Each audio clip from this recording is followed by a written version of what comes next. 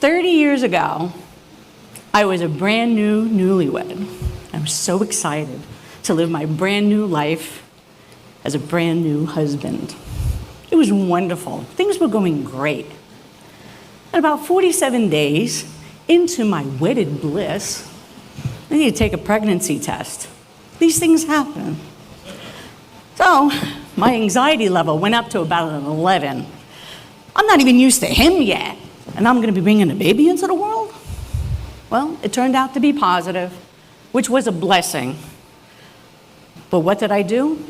I started crying hysterically because my anxiety went up to utter dread.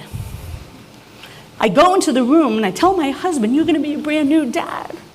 He goes, "Why are you crying? It's a baby. It's a beautiful, it's so exciting." I said, "I know, but I have to go to the doctor." He's like, "What do you mean?" I hate going to the doctor. I hate going to the GYN.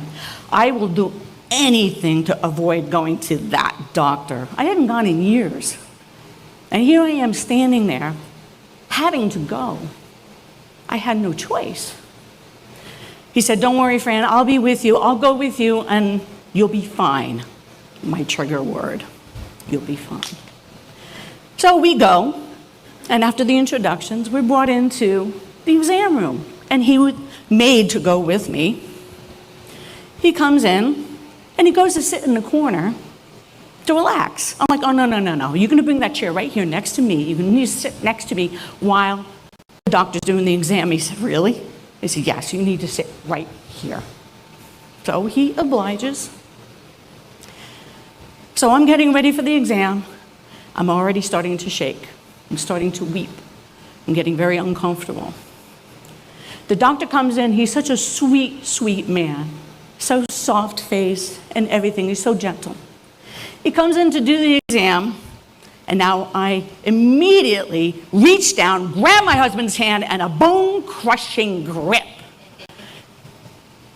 I'm wriggling and writhing and crying and weeping and acting like a fool, and the doctor finally stops and says, "Fran, if this upsets you so much, how did you get pregnant?"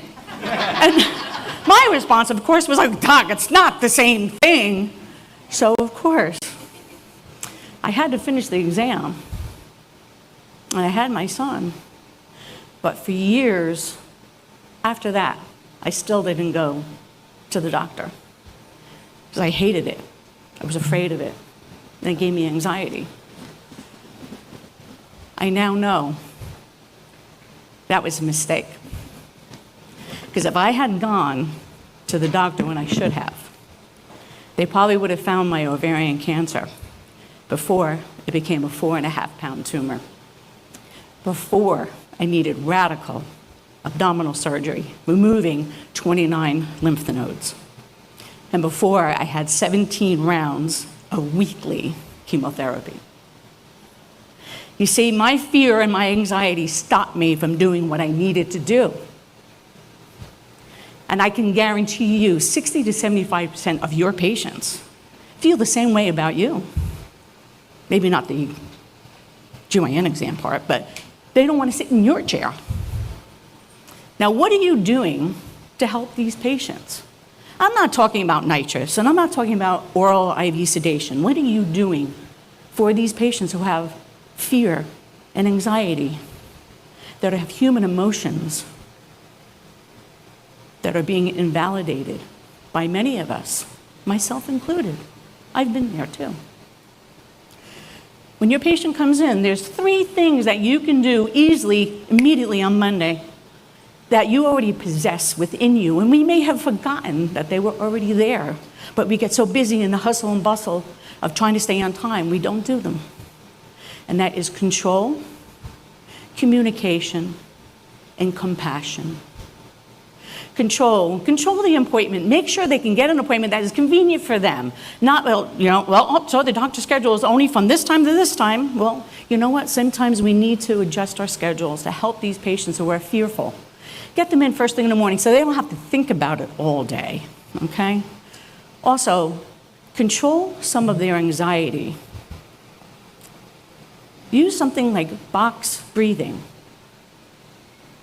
Easily done. You have them breathe for 4 seconds, hold 4 seconds, let it out 4 seconds, and then hold for 4 seconds before you breathe again. That box breathing is done by Navy SEALs, and it's been proven to show that it reduces anxiety and blood pressure. You might even have to do it with them because you're anxious because you're looking at the clock. But it's something that is so simple that you can do. Communication, critical. Let them communicate, give them permission that they can communicate to you that they need to stop, they need to go to the bathroom, and like, oh no, just let me just finish this. But you know what, sometimes that can produce so much more anxiety that they may not want to come back. Give them that permission, they can communicate to you. Also, find out how anxious they are. Let them communicate to you through the Modified Dental Anxiety Scale, which you can download it off the internet like this. Include it into your new patient forms or your medical history updates, and that way, even patients that you don't even know are anxious to see you, you can say, wow, Mrs. Jones, she's afraid to sit in the chair. Well, let me see how I can adapt my procedures to make her more comfortable. When you do things like this, your patients are going to love you and refer to you. Most importantly, compassion. Don't ever forget compassion.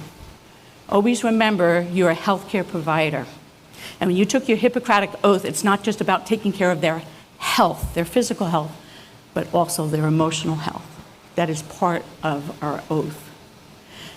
Serve with a serving heart and with emotions that you know that this person in your chair is either a mother, a father, a brother, a sister, a son, or a daughter. How do you want your family treated?